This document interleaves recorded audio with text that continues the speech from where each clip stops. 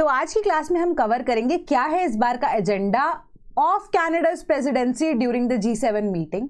Then equity mutual funds के net inflows जो हैं वो डिक्लाइन हुए हैं, उसके पीछे का रीजन क्या बताया जा रहा है, और सेल्फ रेगुलेटेड ऑर्गेनाइजेशंस जो कि ओमनीबस फ्रेमवर्क के अंडर अब फॉल करेंगे उनको रिकॉग्निशन दी गई है। देन नेट हमारी जो डायरेक्ट सेल्स है उनकी कलेक्शन जो है वो बढ़ गई हैं, एंड कैसे अगर हम देखें कि जो रिफंड्स दिए जाते थे वो अब कम हुए हैं, वो डेटा को चेक करेंगे। COP30 पे इंडिया का स्टांस या ओपनिंग स्टेटमेंट क्या थी, क्या उन्होंने डेवलप्ड नेशंस को यहां पर बोला एंड क्या किया जाना चाहिए उसके ऊपर बात करेंगे। देन एंडेंजर्ड स्पीशीज की रिलोकेशन यानी कि उनको इंपोर्ट करना is not the correct method, supreme court ने ये चीज को बोला इन अ पर्टिकुलर केस, उसको डिस्कस करेंगे। And special investigation team with equal representation के ऊपर स्पेसिफिकली सुप्रीम कोर्ट की एक बहुत मेजर बात आई है, उसको डिस्कस करेंगे। And Modi's 2-day visit to Bhutan, and वहां पर उन्होंने जो दिल्ली में हुए इंसिडेंट के बारे में क्या चीजों को बोला उस चीज को डिस्कस करेंगे। एंड इंडिया भूटान के जो रिलेशंस हैं उनके बारे में थोड़ा सा डिस्कशन यहां पर करेंगे। तो वेलकम टू स्लीपी क्लासेस। 12 नवंबर 2025 के करंट अफेयर्स को डिस्कस करेंगे जो कि द हिंदू से होंगे, and related multiple choice questions को भी यहां पर डिस्कस करेंगे। टू बिगिन विद सबसे पहले देखते हैं Ukraine war, China's critical mineral dominance on agenda G7 meeting. तो G7 मीटिंग की जब हम बात कर रहे हैं, हर साल इनका समिट होता है, कोई हेडक्वार्टर्स नहीं है, जो भी प्रेसिडेंसी होती है वो समिट को यहां पर होस्ट करते हैं। तो जो अब प्रेसिडेंसी रखते हैं ये 7 नेशंस के अंदर से जो प्रेसिडेंसी जिनका पार्ट बनती है या जो प्रेसिडेंसी की पोजीशन पे होता है इन दैट सिचुएशन, तो उनका मेन मुद्दा या मेन काम क्या होता है यहां पर कि जो G7 का इस बार समिट होने वाला है ना, उसमें क्या क्या चीजों को डिस्कस किया जाएगा वो इस बार कनाडा डिसाइड करेगा। तो कनाडा ने अपने परव्यू के अंदर स्पेसिफिकली इस बार रशिया और यूक्रेन की वॉर को रखा है, पहली चीज। दूसरी चीज यहां पर एजेंडा पे रहेगी कि चाइना कैसे मोनोपोली या डोमिनेंस दिखा रहा है with respect to critical rare earth elements. ठीक है, तो यहां पर इनको डिस्कस करने के लिए उन्होंने स्पेसिफिकली ये चीज को बोला कि यूक्रेन के ऊपर हमें एक कंसेंसस यानी कि G7 नेशंस को कंसेंसस बनाने की जरूरत है। क्यों? क्योंकि अब फंडिंग भी तो करनी है ना, क्योंकि अब देखो आप यूरोपियन यूनियन जो है इनका एक as a member nation part नहीं है, ठीक है, क्योंकि यूरोपियन यूनियन अपने अलग से यहां पर ऑपरेट करता है। ठीक है, ऑल्दो यूरोपियन यूनियन को आप कंसिडर कर सकते हो कि वो G7 के अंदर है, बट G7 नेशंस के अंदर वो फॉल नहीं करता, they do attend the summits. ठीक है, तो उन्होंने ये चीज को बोला कि अब हमें फंडिंग भी तो करनी है वॉर की, बट हमें एक कंसेंसस क्लियरली बनाना चाहिए कि all together as a group हम कैसे फिर उसके ऊपर काम कर सकते हैं, राइट। तो अब यूक्रेन वॉर जो है it could feature predominantly at the talks in Canada's Niagara region on the US border. ठीक है, तो US बॉर्डर की विसिनिटी में नाइग्रा रीजन के अंदर में भी ये टॉक्स जो है वो कंडक्ट कराई जाएंगी। तो इसके अंदर स्पेसिफिकली डिस्कस किया जाएगा कि USA का इंपैक्ट कैसे पड़ा रशिया के ऊपर एकदम से ही, क्योंकि USA ने रिसेंटली सैंक्शन लगाया अक्टूबर मंथ के अंदर रशिया की 2 बिगेस्ट ऑयल कंपनीज के ऊपर। उसके बाद जाके आप देख रहे हो कि देयर आर सर्टेन थिंग्स जो कि एकदम से दे आर हैपनिंग। ठीक है, तो उन्होंने ये बोला कि यूक्रेन जो है बहुत ऐसा टाइम हो गया, 3-4 साल का टाइम हो चुका है, ऑटोमेटिकली उनका इंफ्रास्ट्रक्चर लॉस हो रहा है, उनका पैसे का लॉस हो रहा है, यहाँ पर इवन जान माल का नुकसान हो रहा है। तो ये एक ऐसी सिचुएशन है जहां पे कॉम्प्रोमाइज करने का तो कुछ नहीं है, बट एक प्रॉमिसिंग सोल्यूशन हमें ढूंढने की जरूरत है at the end of the day. ठीक है, कि ये चीज बोल देना कि वॉर को खत्म करो, बट कुछ एक्शन ना ले पाना उसके ऊपर। ठीक है, दैट इज द रीजन कि हम अभी तक इस वॉर को नहीं रोक पाए हैं। तो ऐसे वॉलेटाइल सिचुएशन के अंदर we should be the one जो इस कॉम्प्लिकेटेड सोल्यूशन का एक रेजोल्यूशन निकाल पाए। तो एक ये एजेंडा है। दूसरा है कि बीजिंग के ऊपर यानी कि चाइना के ऊपर एक स्पेसिफिक कमांड को एस्टैब्लिश करने की बात की जाएगी कि कैसे इंटरनेशनल प्रेशर के थ्रू जो क्रिटिकल रेयर अर्थ एलिमेंट्स को लेकर सारी सिचुएशन हुई, यूएस के साथ जो टैरिफ वॉर्स हुई with respect to critical rare earth elements also, है ना, कि किस तरीके से चाइना अपनी डोमिनेंस यहाँ पर दिखा रहा है, उसको रिफाइन करने के लिए, इस डोमिनेंस को रिफाइन करने के लिए कैसे, कि उसको खत्म करने के लिए यहाँ पर क्या चीजों को किया जाना चाहिए।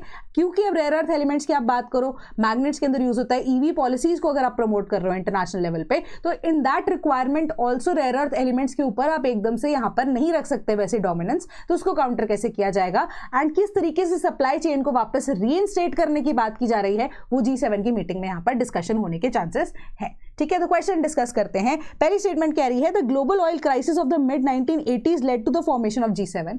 सेकंड स्टेटमेंट कह रही है कि G7 is an informal grouping of 7 of the world's advanced economies and the European Union. Which of the statements above are correct? The correct answer is option number B। ठीक है, जो हम global oil crisis की बात करते हैं वो mid 1980s में तो नहीं हुए थे, वो अब हुए थे मिड 1970s के अंदर। So time and again I am trying to tell you कि जो स्टेटमेंट है उसको पढ़ो, ठीक है। कल भी मैंने ऐसे क्वेश्चंस आपको दिए कि आधी स्टेटमेंट करेक्ट थी, एंड में जाके उसको गलत कर दिया, ठीक है। तो उसी तरीके से आप जल्दी जल्दी में एग्जाम प्रेशर में क्या करते हो, पहली पार्ट ऑफ द स्टेटमेंट पढ़ ली, ऊपर क्वेश्चन पढ़ा नहीं कि करेक्ट मार्क करना है इनकरेक्ट मार्क करना है, तो उसी तरीके से आप गलतियां ज्यादा करते हो। तो अवॉइड दीज सिली मिस्टेक्स, बिल्कुल कॉन्फिडेंस के साथ, प्रॉपर कॉन्सेंट्रेशन के साथ आप इसको पढ़ो, ठीक है। तो G7 क्या है, इनफॉर्मल ग्रुपिंग ही तो है 7 ऐसे नेशंस की जो कोलैबोरेटिवली क्या है, चौपाल लगाने वाली बात ही है कि हाँ हमारा भी कोई ऑन पेपर कुछ नहीं है, इनफॉर्मल ग्रुपिंग है हमारी, कि हम जो भी आपस में सलाह बनाएंगे वैसे ही हम काम करने वाले हैं, ठीक है। तो इसमें यूरोपियन यूनियन इसका पार्ट नहीं है, सिंस वो आप ऑलरेडी एक फॉर्मल ग्रुपिंग है, ठीक है। तो वो अलग से यहाँ पर होता है, बट उसके अलावा आप देखोगे कि 7 मेंबर्स हैं। तो अब आप देख सकते हो कि 1975 के अंदर इसको बनाया गया। इनिशियली इसमें 6 मेंबर्स थे, 7वां मेंबर जो है कनाडा ऐड हुआ इन द ईयर ऑफ 1976। तो इनिशियली आप देखोगे कि France, Germany, Italy, Japan and United kingdom and United states ने एक 6 मेंबर का जो ग्रुप जो कि क्या काम करेगा, जो कि ऑल टुगेदर एक सलाह करने के लिए इंटरनेशनल जो है फ्रेमवर्क्स पे काम कर सके एंड एक कॉमन कंसेंसस के थ्रू काम कर सके। ग्लोबल इकोनॉमीज को आप या जियोपॉलिटिकल इश्यूज को आप देखो कि डिस्कशन उसके ऊपर क्या रिक्वायरमेंट है, उसके बेसिस पे अब मुद्दों का सोल्यूशन निकाला जा सके, वो G7 की एक हिस्ट्री का एक पार्ट है, मेजर पार्ट है। तो कनाडा की जब मैं बात करूँ 1976 के अंदर इसने G6 को अब ज्वाइन किया था, जिसके बाद ये कंट्रीज जो है G7 हो गई हैं, ठीक है। तो अब यहाँ पर आपको यही चीज के बारे में बताया जा रहा है कि world's most advance economies and the European Union एक अलग से यहाँ पर एज अ यूनियन पोर्ट्रे होता है। Then equity mutual funds net inflows decline for 3rd straight month in October. So equity mutual funds के बारे में हम पहले भी डिस्कस कर चुके हैं, बट आपको मैं फिर भी, जो कि न्यू ज्वाइनर्स हैं उनको पता है, पुराने वालों की रिविजन हो जाएगी। अब कोई भी म्यूचुअल फंड के अंदर अगर आप इन्वेस्ट करते हो तो बेसिक आइडिया उसका क्या होता है कि आप एक पैसा लगा रहे हो म्यूचुअल फंड में, आप सिप लगा देते हो फॉर एग्जांपल, ठीक है। सिस्टमैटिक इन्वेस्टमेंट प्लानिंग कि हर महीने या एक लमसम अमाउंट में इसके ऊपर अब फिक्स कर रही हूँ इतने टाइम के लिए, ठीक है। कभी भी आप उससे विड्रॉ कर सकते हो।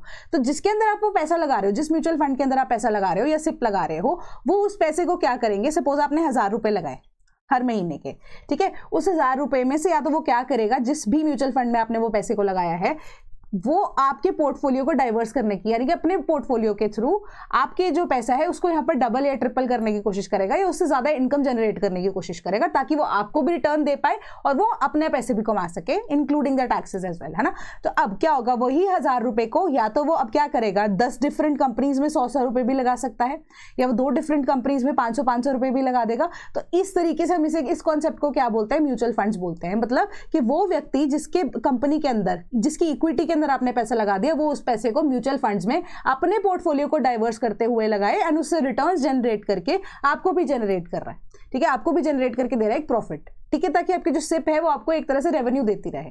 तो अब इसके अंदर क्या हो रहा है, नेट इनफ्लोज, यानी कि लोग जो है वो इन्वेस्ट नहीं कर रहे हैं म्यूचुअल फंड्स के अंदर, and this has happened for 3rd time in a row, ठीक है। अक्टूबर मंथ के अंदर भी आप देख रहे हो कि लोगों के पास इतना पैसा नहीं है कि वो इन्वेस्ट नहीं करना चाहते म्यूचुअल फंड्स के अंदर, ठीक है। क्यों? क्योंकि म्यूचुअल फंड्स जो है, आपने वो लाइन अगेन मैं रिपीट करूंगी, are subject to market risks. Market में जो इसकी रिस्क वैल्यू है, अगर आप देखोगे कंपैरेटिवली बहुत ज्यादा होती है as compare to other option, जैसे कि आपके पास इक्विटी यानी कि शेयर्स को डायरेक्टली परचेज करने की होती है। तो इसी वजह से जो लोग हैं अब नहीं इन्वेस्ट करना चाह रहे हैं अपना पैसा किसके अंदर, म्यूचुअल फंड्स के अंदर, एंड ये डिक्लाइन हुई by 18.8% to 29,690 crores in the month of October, जो कि 3rd consecutive month है जिसके अंदर म्यूचुअल फंड्स के जो इनफ्लोज है वो कम होते जा रहे हैं सिंस जनवरी 2025।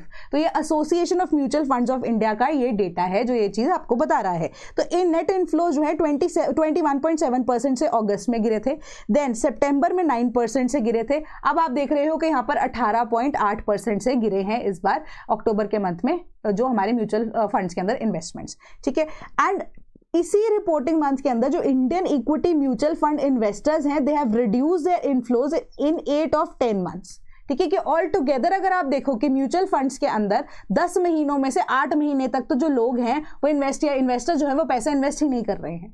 तो अब उनका मेजर कॉन्सेप्ट यहाँ पर क्या है कि for the very first few months of declining inflows, हमें ऐसा लगा था, जो लोगों को, जो अब एक्सपर्ट्स हैं उनको ये लगा था कि वो रिकनसाइल कर रहे हैं बैकलॉग्स को इन रिडेम्पशंस डाटा टू इंश्योर कि कंप्लायंस हो सके विद इंटरनल सेबी सर्कुलर। तो सेबी का एक सर्कुलर आया था जिसके अकॉर्डिंगली उन्होंने रिडेम्पशन को यहाँ पर कंपल्सरी कर दिया था कि इतना परसेंटेज आपको रिडीम रिडीम करना ही पड़ेगा, ऐसा नहीं है कि आप उसको आगे एक्सटेंड करते जाएं। तो लोगों को ये लगा इस वजह से कि वो जो पैसा उनका यहाँ पर फंसा हुआ है उनको वो रिडीम करने के लिए नई जगह इन्वेस्टमेंट नहीं कर रहे हैं, ठीक है। तो अब उनको ऐसा लग रहा था इनिशियली कि इनिशियल मंथ्स में इसी वजह से जो पैसा है वो कम होता जा रहा है, इन्वेस्ट नहीं कर रहे हैं लोग, क्योंकि वो रिडीम करने पे यहाँ पे बात कर रहे हैं। तो अब उन्होंने ये चीज को भी देखा थोड़े टाइम बाद रिफ्लेक्शन के बेसिस पे, रिफ्लेक्शन के ये चीज रिफ्लेक्ट हो रही थी अब एक्सपर्ट्स के सामने कि उन्होंने जब वो रिडीम कर लिया, रिडेम्पशन के बाद उन्होंने रीपरचेज भी किया है यहाँ पर, जिस वजह से हल्का सा जो राइज है जो इन्वेस्टमेंट के अंदर वो देखने को मिला बाय 8%, जो कि 38,920 करोड़ इन अक्टूबर हुआ। बट ऑल टुगेदर अगर आप देखो कि जितने लोगों ने रिडीम किया उन्होंने वापस से री इन्वेस्ट किया, तो वो चीज नहीं है, ठीक है। तो वो चीज यहाँ पर नहीं नजर आई। बट हाँ, जिन्होंने रिडीम किया सम ऑफ देम दे वापस से दे रीपरचेज्ड इट। तो अब इस वजह से जो रिडेम्पशंस हैं हाउएवर वो बढ़ी जरूर सेबी की सर्कुलर की वजह से मच फास्टर पेस में इन द प्रीवियस मंथ्स, ठीक है। तो जो इक्विटी म्यूचुअल फंड के इन्वेस्टर हैं वो 30.5% से इंक्रीज होते हैं यहाँ पर नजर आए कि इक्विटी से रिलेटेड म्यूचुअल फंड होता है, एक आपका डायरेक्ट म्यूचुअल फंड होता है, ठीक है। कि म्यूचुअल फंड क्या है, डायरेक्टली कि आप किसी कंपनी के फंड में लगा रहे हो। इक्विटी म्यूचुअल फंड है कि वो कंपनी जो कि लिस्टेड कंपनी है उसकी आप शेयर के अंदर इन्वेस्ट कर रहे हो, शेयर्स के थ्रू, यानी कि अब तो आपको ऑप्शन नजर आते होगी जो ट्रेडिंग के साथ है कि शेयर्स या कंपनी जो लिस्टेड कंपनी है वहां पे भी उसका एक सिप का ऑप्शन आ गया, ठीक है। तो वो अब इक्विटी म्यूचुअल फंड्स के अंदर लोग ज्यादा यहां पर प्रेफर कर रहे हैं, जो कि अब 30.5% से इन सितंबर बढ़ गया, making it the fastest since December 2023।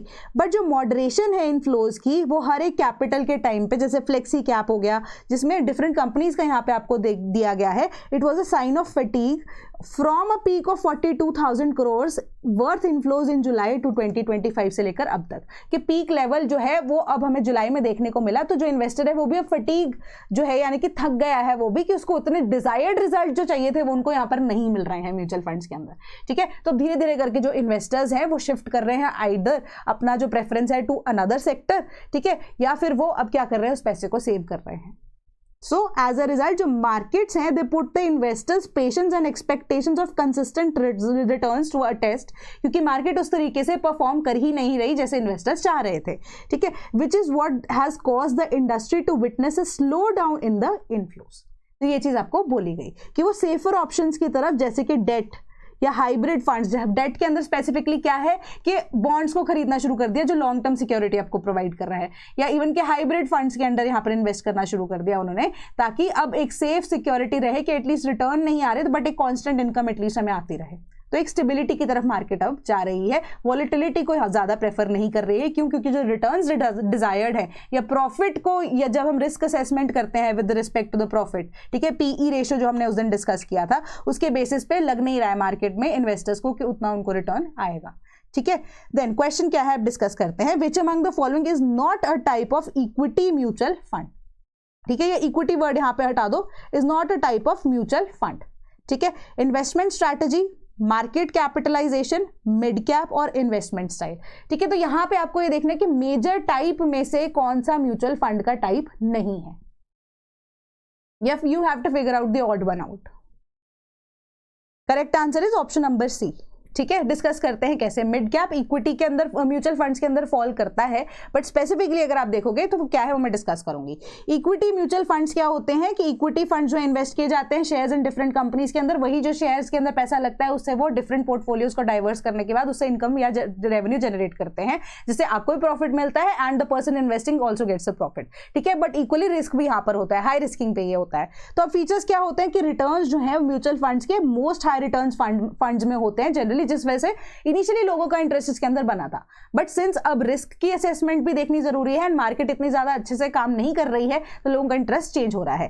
Tax के बेनिफिट्स भी आपको मिलते हैं, कई बार एग्जेम्पशन में मिलते हैं, जैसे कि अब रिस्क की बात कर रहे हैं इक्विटी फंड्स में ज्यादा होता है। एक्सपेंस रेशियो की बात करें तो हायर एक्सपेंस रेशियो होता है as per there counter parts की जो रिक्वायरमेंट है कॉन्स्टेंट मैनेजमेंट की फंडिंग होती है, जैसे सिप की मैं बात कर रही हूँ। तो ये लॉन्गर टर्म इन्वेस्टमेंट्स में होती है, जैसे कि मिनिमम अगर आप 1 साल 6 महीने के देखो कितने रिटर्न्स नहीं होते हैं, ठीक है। वेराज अगर आप 3 साल 5 साल वाले में देखो तो रिटर्न्स जो है ऑलमोस्ट हाफ या इवन के डबल होने के चांसेस होते हैं। तो लॉन्ग टर्म इन्वेस्टमेंट में इसको काउंट किया जाता है। तो टाइप्स क्या क्या होती है इक्विटी म्यूचुअल फंड्स की? Investment strategy based categorisation, thematic या सेक्टोरल फंड्स। तो बेसिक आइडिया इसके पीछे का क्या है कि जो एक स्पेसिफिक थीम है मार्केट की, फॉर एग्जांपल क्या बोलोगे कि सिल्वर के अंदर ही हमने करना है, तो एक पर्टिकुलर थीम है कि वो मेटल्स का पार्ट है, मेटल्स इस बार महंगे होने वाले हैं, ठीक है, तो इस बेसिस पे थीमेटिकली आप इसको डाइग्रेस करते हो। देन फोकस इक्विटी फंड की जो अब maximum 30 stocks in the company जो लिस्ट किए गए हैं टॉप कैपिटलाइजेशन के हिसाब से कितना वो पैसा कमा रहे हैं उसी के अंदर अगर आप इन्वेस्ट करो। देन कॉन्ट्रा इक्विटी फंड, नाम से ही पता लग रहा है कि जो स्कीम फॉलो करती है एक constraint strategy of investment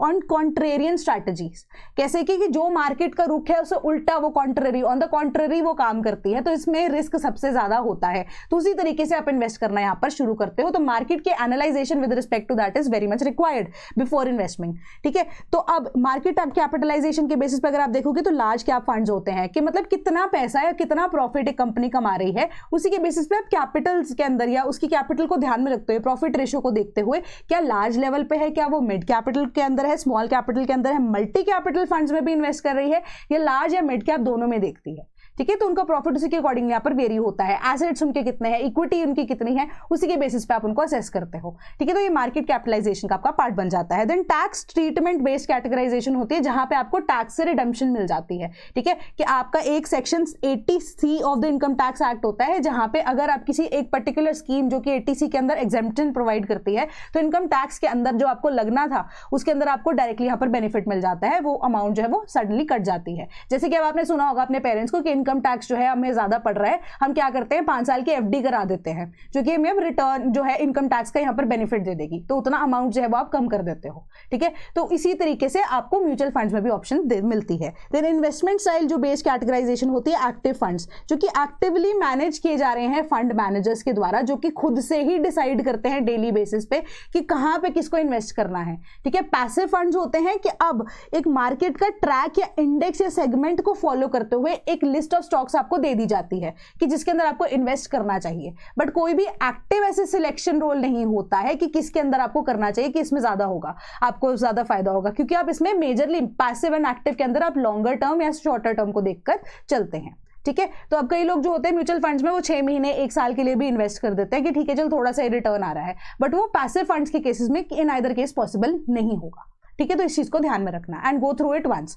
then SRPE gets self regulated organisation tag for PSOs। तो रिजर्व बैंक ऑफ इंडिया जो कि अब क्या मॉनेटरी पॉलिसी को यहाँ पर करता है फॉर्म। ठीक है, अब उन्होंने क्या किया, रिकॉग्नाइज किया है पेमेंट सिस्टम ऑपरेटर्स एसोसिएशन को as a self regulated organisation. क्या मतलब है इसका कि पेमेंट सिस्टम ऑपरेटर्स एसोसिएशन एक एसोसिएशन है पेमेंट रिलेटेड जो सिस्टम ऑपरेटर्स हैं, जैसे कि अब आप देखते हो कि कोई भी ऑनलाइन परचेज कर रहे हो वहां पे आपको जस्ट पे नजर आ रहा होगा, या इवन कि आपको रेजर पे नजर आ रहा होगा, ठीक है, कैशिफाई नजर आ रहा होगा, ये आप सारी चीजें क्या है, ये पेमेंट ऑपरेटर्स हैं। अभी पेमेंट ऑपरेटर्स जो है पहले RBI के अंडर ही डायरेक्टली काम करते थे। ठीक है, अब क्या हुआ है, RBI ने कहा है कि सिंस अब मॉनेटरी पॉलिसी को हमें थोड़ा और बेटर करना है तो हम ये पेमेंट सिस्टम ऑपरेटर्स को एज एन इंडिपेंडेंट या सेल्फ रेगुलेटेड ऑर्गेनाइजेशन बना देते हैं, बट जो गाइडलाइंस वो फॉलो करेंगे वो RBI की करेंगे। उन्हीं गाइडलाइंस के तहत जो अब सेल्फ रेगुलेटेड ऑर्गेनाइजेशंस हैं ये अपने लिए गवर्नेंस में गुड गवर्नेंस को ध्यान में रखते हुए उन ओमनीबस फ्रेमवर्क के बेसिस पे अपने लिए रूल्स बनाएंगे, उन्हीं रूल्स के बेसिस पे ये अपने आप को सेल्फ रेगुलेट करेंगे, बट एक चेक उसके ऊपर RBI रखेगा अब। ठीक है, तो इससे क्या होगा कि जो अब SROs है सेल्फ रेगुलेटेड ऑर्गेनाइजेशंस है, रेगुलेटरी ऑर्गेनाइजेशन है, वो अपने हिसाब से अपने बेनिफिट के लिए एक बेटर माहौल में एक ओपननेस के साथ ग्लोबलाइजेशन को ध्यान में रखते हुए, लिबरलाइजेशन को ध्यान में रखते हुए, प्राइवेटाइजेशन को ध्यान में रखते हुए क्या करेंगे, अब रूल्स बनाएंगे अपनी कंपनी के हिसाब से। ठीक है, एंड वो होंगे in compliance with the omnibus framework जो कि अब RBI ने as a set of guidelines दी हुई हैं कि अगर आप एज एन SRO यहां पर इंडिपेंडेंट ऑर्गेनाइजेशन घोषित होते हो, जिसको बहुत टाइम से पहले ध्यान में रखा जा रहा है, तो इन्हीं फ्रेमवर्क्स के बेसिस पे आप लॉज को ध्यान में रखोगे एंड कॉन्स्टेंटली आपके ऊपर चेक जो है वो RBI रखेगा। तो थोड़ा सा ईज आउट करने का आइडिया यहां पर बन रहा है।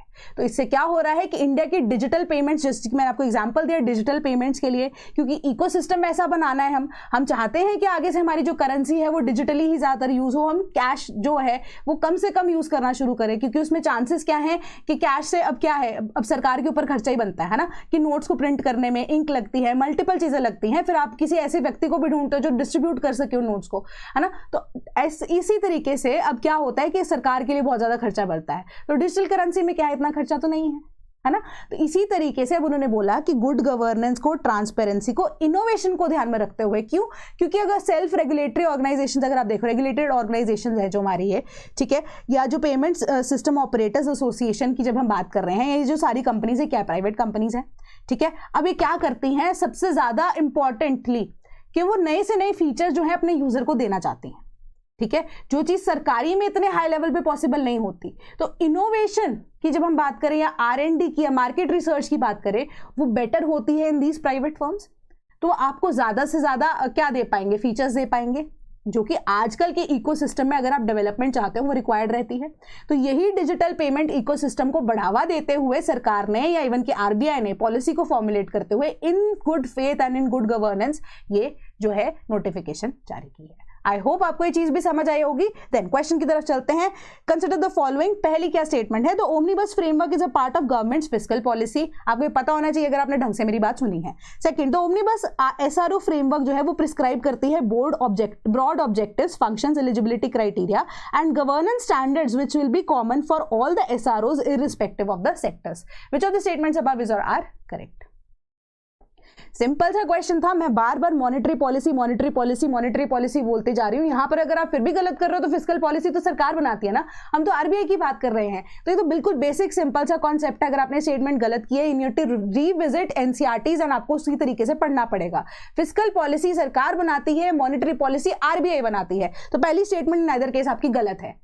सेकेंड स्टेटमेंट जो है वो यही चीज आपको बोल रही है जो कि मैंने आपको ओमनीबस फ्रेमवर्क के बारे में बता दिया कि वो क्या बता रही है कि कॉमन SROs जो है हमने बना दिए, ये जो कंपनीज है SROs के अंडर आ जाएंगी। अब SROs के अंदर हम ये चीज कह रहे हैं कि आपको ये चीज के बेसिस पे अपने हिसाब से जो लॉज है वो बनाने पड़ेंगे।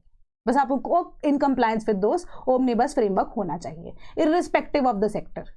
तो करेक्ट स्टेटमेंट हमारी option number B is the correct answer. ठीक है, तो ये RBI का ही के द्वारा ही जो अब SROs को लेकर स्पेसिफिकली नोटिफिकेशन आई थी उसके बेसिस पे मैं आपको ये स्क्रीनशॉट लगाकर दे रही हूँ। Then net direct tax collections grow 7%, refunds fall sharply. तो अब ये क्या है कि नेट डायरेक्ट कलेक्शंस जो है एंड में जो आपके पास पर्सनल डिस्पोजेबल इनकम है वो बच गई है, उसके अंदर से जब आपकी टैक्सेस कटने शुरू हो जाते हैं उसको नेट डायरेक्ट यहाँ पे कलेक्शंस की बात हो रही है वो बढ़ गए हैं 7% से। एंड स्पेसिफिकली अगर आप देखोगे कि कॉर्पोरेट टैक्स जो है उसके अंदर भी हल्का सा राइज आया है, बट जो नॉन कॉर्पोरेट टैक्स है उसमें ज्यादातर जो रिटर्न्स है वो फाइल की गई हैं। ठीक है, बट उसके अलावा रिटर्न्स में कई बार आप एक्स्ट्रा टैक्स को फिल करते हो जिसके बाद आपको रिफंड आना होता है, तो वो रिफंड जो है उसका नंबर या अमाउंट जो है वो शार्पली डिक्लाइन हुआ है। ठीक है, एक शार्प फॉल उसके अंदर देखने को मिला है। मतलब सरकार ने टैक्स जरूर ज्यादा लिया है इस बार 7% से, बट जो रिफंड का अमाउंट है वो इस बार ऑलमोस्ट आप कह सकते हो नेक्स्ट टू जीरो हो चुका है। रिफंड जो है वो इस बार नहीं हुए हैं। ठीक है, तो सिंपल से आपकी बात थी, जैसे कि आप इनकम टैक्स भर रहे हो, आपको अगर आपने एक्स्ट्रा टैक्स भर दिया आपको पता है आपका रिफंड आना होता है, तो जो टैक्स आप भर रहे हो नॉन कॉर्पोरेट सेक्टर के अंदर तो वो जो है पैसा बढ़ गया है सरकार के लिए एंड उनको यहाँ पर रिफंड नहीं करने पड़े इस साल। ठीक है, सिंपल सी ये आइडिया है कि जो नेट डायरेक्ट टैक्स कलेक्शन है 7% से बढ़े हैं। सिग्निफिकेंट कॉन्ट्रैक्शन देखने को मिला है रिफंड्स जो कि पे आउट किए जाते हैं इनकम टैक्स डिपार्टमेंट के द्वारा ड्यूरिंग दिस पीरियड।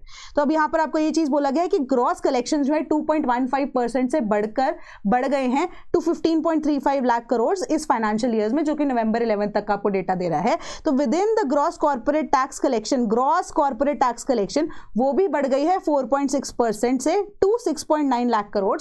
तो जो ग्रॉस नॉन कॉर्पोरेट टैक्स है उसके अंदर आपका जो पर्सनल इनकम टैक्स भी इंक्लूड होता है, क्योंकि आप as a being a personal person जो कि आप सैलरी के ऊपर ही काम कर रहे हो तो आपका नॉन कॉर्पोरेट के अंदर आएगा, वो 0.5% से बढ़ा है एंड उसकी अमाउंट जो है रुपीज 8.1 लाख करोड़ रुपीज आपको बताई जा रही है। तो नॉन कॉर्पोरेट टैक्स कलेक्शन जो है उसका स्पीड जो है वो बढ़ गया है, पेस बढ़ता गया है। ठीक है, वो कॉन्स्टेंटली जो लोग हैं जो नॉन कॉर्पोरेट टैक्स जो है भर रहे हैं, जो कि अब डायरेक्ट टैक्स के थ्रू इनकम टैक्स भर रहे हैं, वो जो है आप देख रहे हो कि लास्ट ईयर से थोड़ा सा बेटर हो रहा है कि कॉन्स्टेंटली वो चीज चल रही है। It is a good sign, very good sign कि जो stronger growth of income levels यहां पे देखने को मिल रही है तभी लोग टैक्स को जो है भर पा रहे हैं। तो जो टोटल रिफंड्स है 17.7% से कम हुए हैं इस साल, जो कि अब पिछले साल के अकॉर्डिंगली आपको ये डेटा बताता है। एंड इट आइदर मीन्स कि जो कैश पेइंग टैक्स पेयर्स है they are no longer in the tax net of the government that has consciously throttled back on refunds. तो कहने का मतलब ये है कि इस बार 12 लाख का जो आपका नया स्लैब इनकम टैक्स के लिए बताया गया था, जो कि इनिशियली 7-7.5 लाख रुपए पहले होता था, अब मैक्सिमम जनता या तो 12 लाख वाली कैटेगरी में फॉल ही नहीं करती है या 12 लाख से ऊपर वाले में अगर फॉल कर रही है तो उतना सिग्निफिकेंट टैक्स वो भर रही है। ठीक है, तो रिफंड जो है वो ऑटोमेटिकली सरकार के कम हो गए। ठीक है, तो ड्रॉप इन द रिफंड जो है, नेट कलेक्शन जो है 7% से बढ़कर अब कितनी हो गई, 12.9 lakh crore in the financial year up to November 11। तो क्वेश्चन देख लेते हैं, सिंपल सी बात है ये। कंसिडर द फॉलोइंग, पहली स्टेटमेंट कह रही है gross direct tax grew by 2.15% in the financial year 2025-2026। Second statement कह रही है नॉन कॉर्पोरेट टैक्स में क्या क्या इंक्लूड होता है, are paid by individuals, HUF जो हमारी आप कह सकते हो हिंदू जो फैमिलीज होती हैं, हिंदू फैमिलीज एज इन कि हम एज अ लीगल एंटिटी अगर हम बात करें हिंदू अनडिवाइडेड फैमिलीज, ठीक है, तो वो हमारा कॉर्पोरेट टैक्स या नॉन कॉर्पोरेट टैक्स में इंक्लूड होता है या नहीं। Then firms, then association of persons, body of individuals, local authorities, artificial judicial person. Which of the statements above is or are correct? Correct answer is option number C, दोनों की दोनों statements हमारी correct है।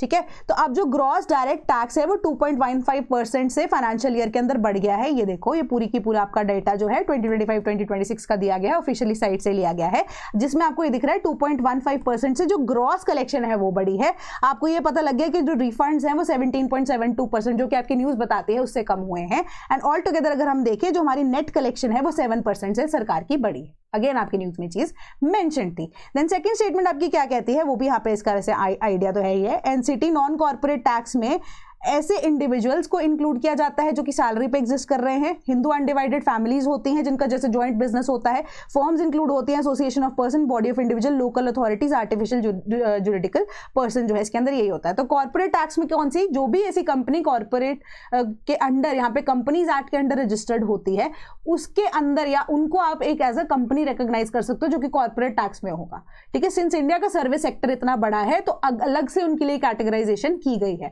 तो आप एक बार इस slide को अच्छे से पढ़ लेना, आपका जो डाउट है वो क्लियर हो जाएगा। देन सुप्रीम कोर्ट जज, इंपोर्टेड आइडियाज में नॉट सेव एंडेंजर्ड स्पीशीज। उन्होंने ये बोला कि यहाँ पर मुद्दा जो है दो बर्ड्स को लेकर, जिसमें मेजरली ग्रेट इंडियन बस्टर्ड, ठीक है, जो कि राजस्थान के क्या है स्टेट बर्ड भी है, उनको लेकर आया कि आप कैप्टिविटी में मेजरली जो ग्रेट इंडियन बस्टर्ड्स हैं उनको रख रहे हो ताकि उनकी जो लाइफ है वो सेव हो सके, क्योंकि मैक्सिमम टाइम्स में अगर आप देखोगे उनकी डेथ किस वजह से हो रही है, इलेक्ट्रिक्यूशन की वजह से होती है। ठीक है, तो यही जो प्रोसेसेस को डिसकंटिन्यू करने के लिए क्या कहा है कि कैप्टिविटी के अंदर आप उनको ब्रेड कर रहे हो, एंड ऑल टुगेदर जो हमारे पास 150 के आसपास जो ग्रेट इंडियन बस्टर्ड्स रह गई हैं उसके अंदर मेजरली 60 to 70 बर्ड्स ऐसी हैं जो कैप्टिविटी में ग्रो कर रही हैं। तो उन्होंने बोला कि ये चीज सही तो नहीं है ना कि उनको उनके नेचुरल एनवायरनमेंट के अंदर ग्रो कराना चाहिए। ठीक है, कि अगर ऐसी दिक्कत एग्जिस्ट करती है वायर्स की या इवन की इलेक्ट्रिक्यूशन प्रोसेसेस की, तो this is not the right approach which should be followed. कि आप अगर इंपोर्ट भी कर रहे हो डिफरेंट बर्ड्स को कि इंडिया के अंदर वो एक्सटिंक्ट हो जाएंगे, डिफरेंट स्पीशीज को कि वो एक्सटिंक्ट हो गई, जैसे चीता की उन्होंने बात की कि अगर आप वो एक्सटिंक्ट हो चुके हैं इंडिया के अंदर, आप उनको इंपोर्ट कर रहे हो तो that is also not a solution, क्योंकि वो ओरिजिनली वहां के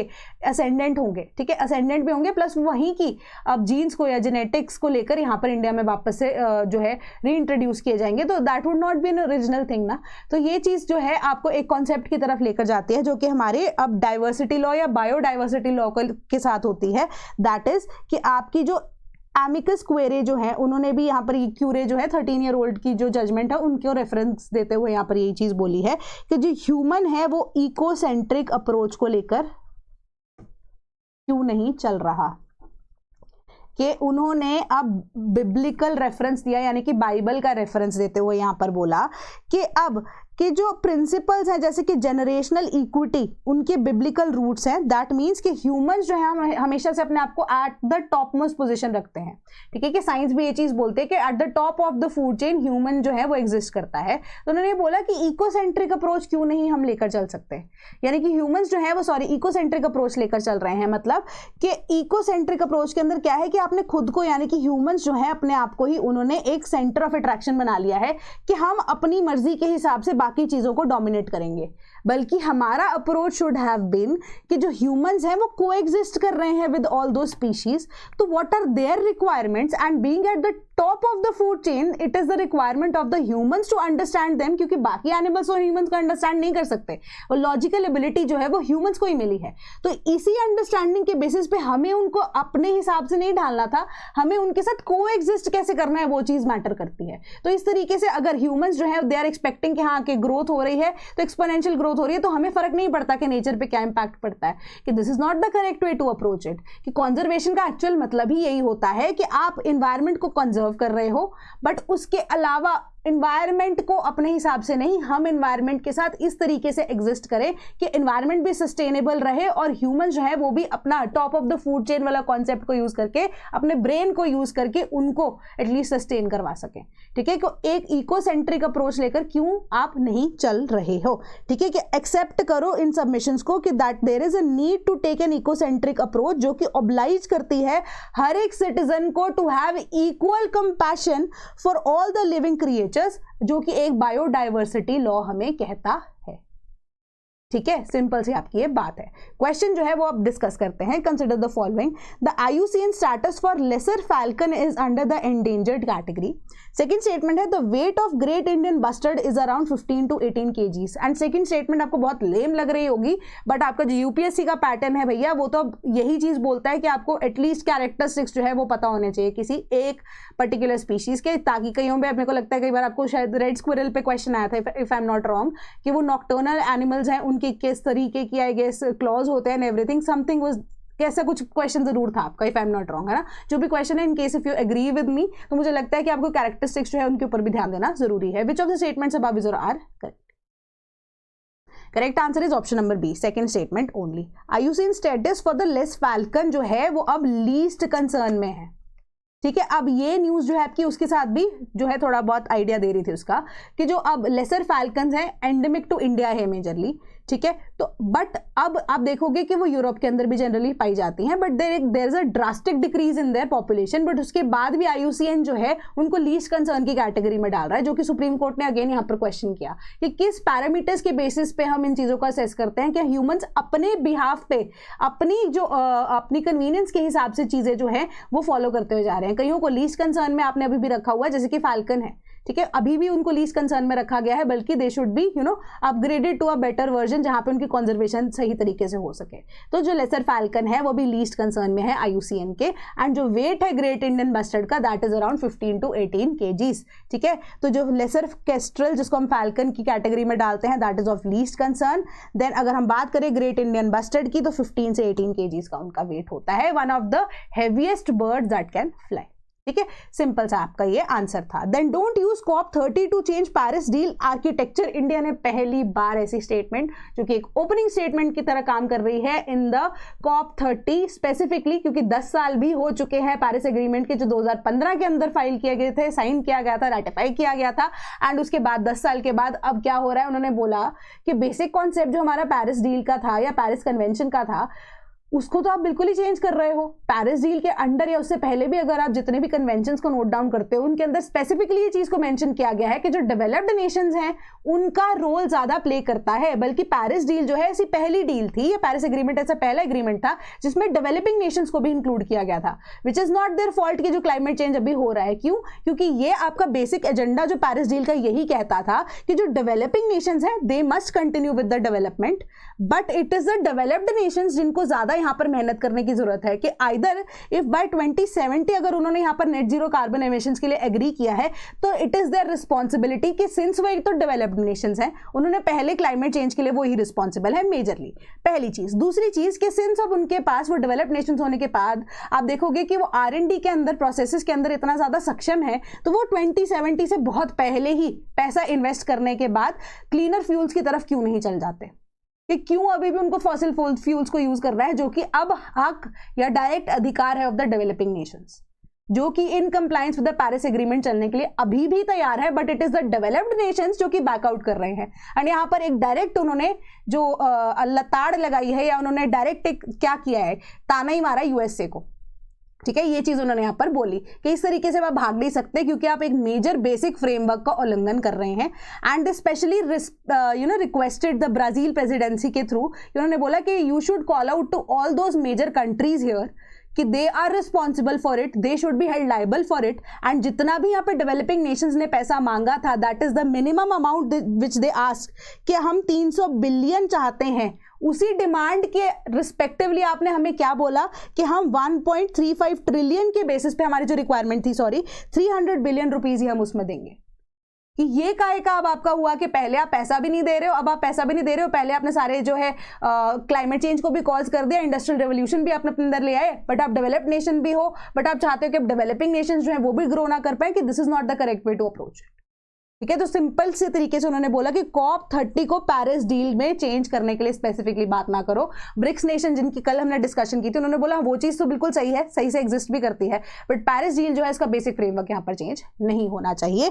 उन्होंने बोला कि एक special call to the parties कि वो सबमिट करें अपने नेशनल अडेप्टेशन प्लान्स को, ये रखा जाना चाहिए कि कोई भी कंट्री है वो बैकआउट यहाँ पर नहीं कर सकती, कि जो डेवलप्ड कंट्रीज है they need to reach the net zero emissions much earlier than the projected time. They should invest in big significantly more in negative emission, जो कार्बन नेगेटिव एमिशन टेक्नोलॉजीज हैं उसके अंदर। तो basic Brazil, India, south India, China and south Africa जो है उनका एक basic करके ब्लॉक अलग से बना हुआ है कॉप के लिए। तो उन्होंने ये चीज़ को स्पेसिफिकली प्रमोट किया है, इसी बेसिस पे उन्होंने बोला है कि हम ऑल टुगेदर ये बेसिक ऐसे नेशंस हैं, तो हम चाहते हैं कि ये जो चीज़ बोली जा रही है, जो कि इंडियन डेलीगेशन के बिहाफ पे बोली गई थी इन्हीं 4-5 कंट्रीज के बिहाफ पे, कि हम तो ये चीज़ को अब चाहते हैं, तो अब आपको ये करना ही पड़ेगा। ठीक है, तो देखते हैं आगे क्या होता है। मुद्दा शुरू से ही गर्मा गया है, तो इसके ऊपर मैं आपको अपडेट देती रहूंगी। Then supreme court stays order to form SIT with equal representation. तो यहाँ पर कुछ नहीं है मेजरली, अब सिंस अब आप चाह रहे थे कि मैं कुछ वोकैबुलरी के वर्ड्स जो है आपको समझाती रहूँ बीच बीच में, तो आई थॉट कि हाँ ठीक है, अगर कोई ऐसी न्यूज़ नजर आ रही है तो मैं आपको इंपॉर्टेंट वर्ड्स यहाँ पर बताना चाहूंगी। तो अब क्या है, 3 जज बेंच जो है उन्होंने यहाँ पर डिसीजन दिया कि अब SIT क्या होता है कि स्पेशल आपकी जो टीम होती है इन्वेस्टिगेशन के लिए, स्पेशल इन्वेस्टिगेशन टीम बोलते हैं SIT को। तो महाराष्ट्र के अंदर एक बेसिकली केस हुआ था ऑटो रिक्शा वाले ड्राइवर को लेकर, जो कि एक पर्टिकुलर कम्युनिटी से बिलोंग करता था, I will not name that.